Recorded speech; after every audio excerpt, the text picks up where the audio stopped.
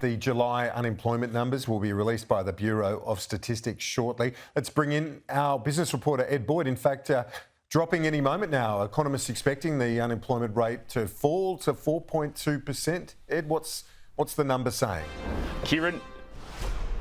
Kieran, that's exactly what's happened. Australia's unemployment rate has fallen very slightly from 4.3% down to 4.2%. It was a surprise increase last month. The unemployment rate now fallen very slightly back to 4.2%. This really shows Australia is still in a very tight labour market position. Let's have a quick look here.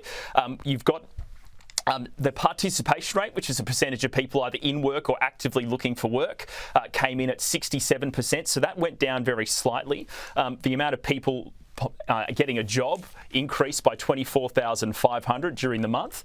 Let me just bring up the media release here from the Bureau of Statistics. It says female participation hits record high in July. This is a look here at the unemployment rate going back to 2023. You can see coming out of the COVID years, unemployment had a 3 in front of it. It now has a 4 in front of it. But it's still pretty low when you look at the unemployment rate historically across Australia going back about 50 years. The ABS say employment rose by 25,000 people during the month, the number of unemployed decreasing by 10,000. That's the reason why the unemployment rate fell 0.1 percentage points to 4.2% in July. Growth in employment was driven by full-time employment, which was up by 60,000 people, with a 36,000 person fall in part-time employment partly offsetting this rise. Female full-time workers grew by 40,000, while male full-time workers rose by 20,000. The growth in the employment resulted in the employment to population ratio rising slightly to 64.2%. The participation rate, as I mentioned before, stayed at 67%, but the female employment to population ratio and participation rate reached 60.9% and 63.5%, which are new historical record highs. And hours worked rose slightly during the month by 0.3%.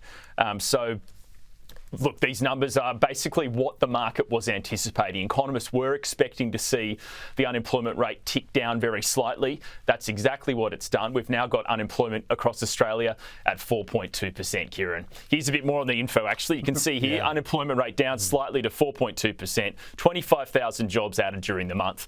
The underemployment rate also went down slightly to 5.9%, and you've got the participation rate there remaining stable at 67%, and hours worked up slightly to about 1.987 billion hours worked during the month of July.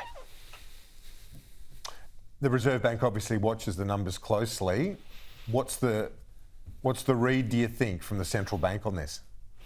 Look, I think there was a bit of a surprise last month when unemployment ticked up very slightly to 4.3%. It's obviously now come back down to 4.2%. Here are the rate cut odds. So before the figures came out, so literally 3 minutes ago, there was a 37% chance of interest rates falling at the next upcoming Reserve Bank meeting, which is in about 6 weeks' time. Since the data's come out, you can see here the chance of a cut has actually it's decreased. It's now 32%. So the market is still expecting a series of interest rate cuts this year, but it's clear from the numbers we can see on the screen that they're not expecting it at the next meeting. It's probably going to be in a couple of meetings' time. This is the statement on monetary policy that the Reserve Bank released on Tuesday, very detailed series of economic forecasts. And you can see at December 2025, the bottom right-hand corner of the screen there, they think unemployment rate is going to reach 4.3% and really average that level going out until 2027. So basically, where unemployment rate is at the moment at 4.2%, we're sort of in line really with the Reserve Bank's forecasts and expect it now to stay at this point for the next couple of years. Ed, thank you very much for that. Appreciate it.